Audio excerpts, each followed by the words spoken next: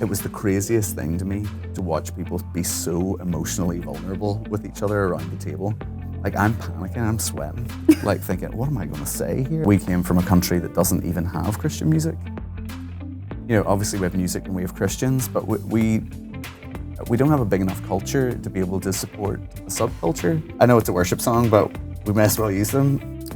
You know, I used to kind of like try to force scripture into my head, and I don't think that was necessarily a bad impulse, but it wasn't the healthiest thing to try to rejoice is an important, it's an important practice, I think. It actually really helped me with my mental health.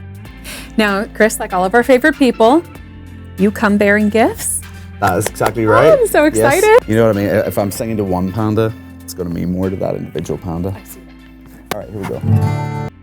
So you're about to watch this video, and I think it's going to be good, so thanks for being here. But can I ask you just a quick favor? Did you know 98% of the people that watch a video on the WGTS YouTube channel never subscribe? If you've ever enjoyed any content here, would you take a moment just to hit that subscribe button down there? What that allows us to do is to have bigger guests, better content, higher production values. It lets us do a better job for you and a better job to reach more people for Christ. So if you enjoy what you're watching here, please hit subscribe, and thank you.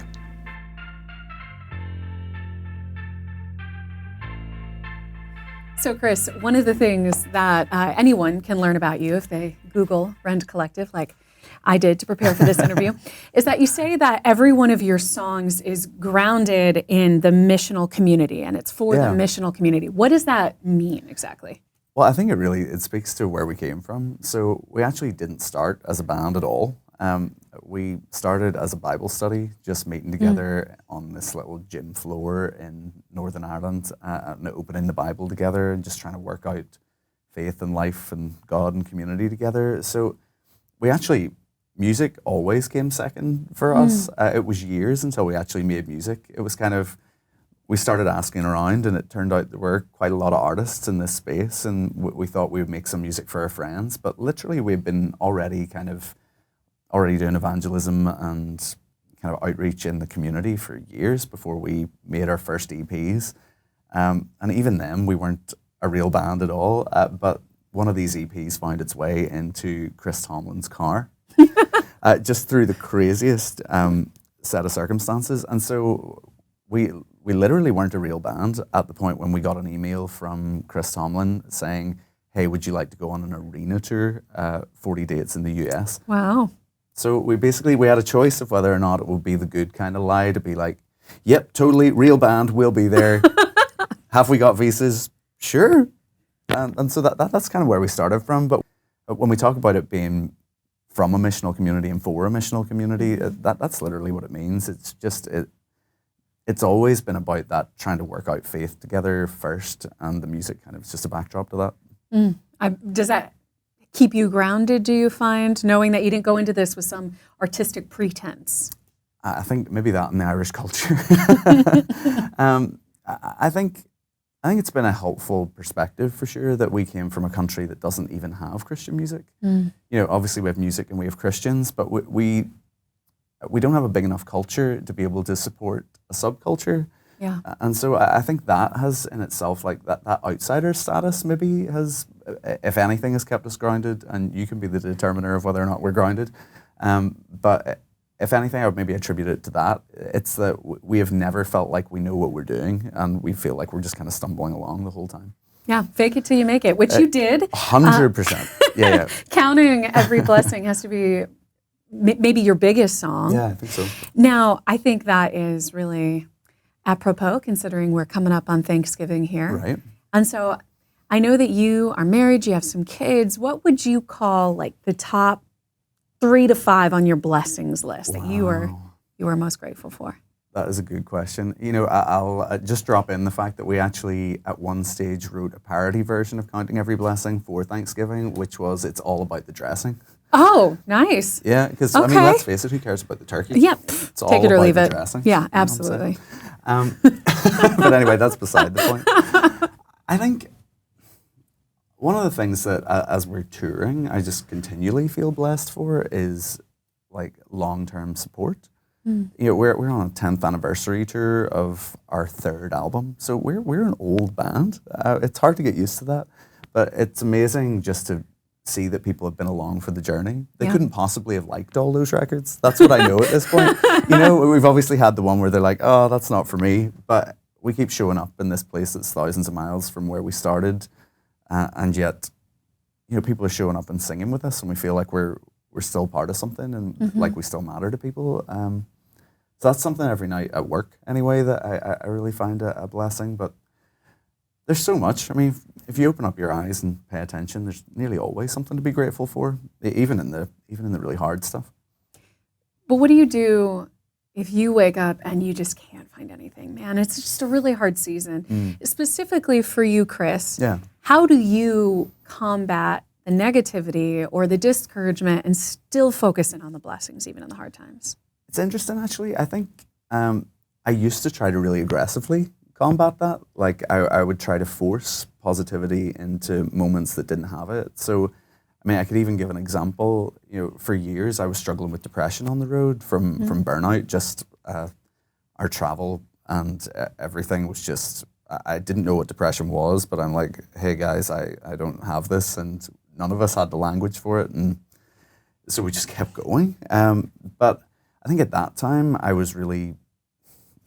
You know, I used to kind of like try to force scripture into my head, and I don't think that was necessarily a bad impulse, but it wasn't the healthiest thing to try to rejoice whenever you're breaking on the inside. You know, sometimes you need help. But now I think what I do in those seasons where I'm experiencing something negative is actually just allow myself to feel it and just process it. You know, there's so much of scripture that is actually about that's really helpful for dealing with hard times. That our Psalms are full of songs of lament and struggle. And I think that's actually maybe a more authentic pathway to joy. If you've ever seen that movie, the Pixar one about all the feelings. Inside Out. That's it, perfect. You know, actually sadness becomes a really important part of being able to unlock that joy. And I think that's true for us too. We just actually have to absorb it, acknowledge it, keep pursuing God in those seasons and being real. And then I think joy just comes on the other side of it. But I don't think that's an area where you can fake it till you make it. That's for banjos. Right, well, so we are coming up onto Thanksgiving, which is a holiday where we're, you know, celebrating gratitude and go around the table and tell us what you're thankful for. Is there anything similar to that in Ireland? No. No? No, there isn't. I think it's an amazing holiday, actually. I love that aspect of it is just so important. I think Irish people could do with it. We're a very cynical bunch. Honestly, the first time know thyself, Chris. Yeah. So my wife's American, so I was kind of integrated into this thing and brought around the table for the first time, like, you know, what was it, 10 years ago? And it was the craziest thing to me to watch people be so emotionally vulnerable with each other around the table. Like, I'm panicking, I'm sweating, like thinking, what am I going to say here? Everybody's been like bringing these really deep things. They're very feeling family. And I was just blown away. I think it is really significant. And especially if you've had a really hard year and something's gone really wrong, you can see how powerful it is to speak out those words of gratitude. You know, that was what I really noticed that first year anyway. So you've embraced it. Have you learned to let those walls down a little bit? No, not really. I'm still not very in touch with my feelings, especially compared to my American friends. That's okay. There's time. You can grow. Yeah. Just on that journey. I'm usually like pizza. I like the dressing. Yeah. That's awesome. Well, so Ireland is my dream destination. And I have been talking about going there my whole life. Yeah. So when I go to Ireland, yes, what are some of the things that I need to do that most tourists might not even know about? All right. It's controversial. Okay. But I wouldn't spend too much time in Dublin. Okay. It's all about the edges. You see, Ireland is, if you're in the middle, you're doing it wrong. You need a car, you need to choose your own adventure. And I don't really think you need much of a plan. Oh, okay. Like, you will see crazy things that are very distinctly Irish, very beautiful things if you just drive around the coast. Okay. It's going to be fine. You don't need a plan. There's going to be good fish and chips. There's going to be nice pubs. There's going to be, the whole thing's going to happen, and people will befriend you. So don't fear. Okay. You don't need to like come up with an itinerary and like visit the Guinness factory and all that. So it's a little to think about going to a foreign country with no plan. We'll have a rental car. Okay. That's your plan. Okay, so my plan is going to be, Chris, where should I go? What should I do? Meet me here. Sure. Show Now, me around. You stick to the edges, Okay. you'll see it all. Okay, that's I promise. perfect. You'll see like Cliffs of Moher and the Giant's Causeway and those really beautiful things, but that's just by nature of the coast, so you'll find it. Okay, Yeah, stick to the coast. That's awesome. It is kind of like, did you see P.S. I Love You? Oh, of course. Yes, many times. Everyone has. Yeah. Yes. Not my favorite, but I love it. it does get across the idea that you can just kind of land there and it'll all work out. That's awesome. That's awesome. So, Chris, I understand that Rend Collective, like myself, big Panda fan. Big Panda fans. Big Panda fans. Yes. So what happened? What happened basically was we had a music video where in the studio that we were recording in, there were these amazing panda costumes, and so we were like, well, we may as well use them. I know it's a worship song, but we may as well use them. So they were in this music video, and then it's spun out of control from there. We have a moment where like the whole stage blacks out in the middle of a song, and then when it comes back on, we have the panda heads on. Fun fact, here in DC at the National Zoo, Yeah. some pandas that are going back home. And we are mourning their coming loss.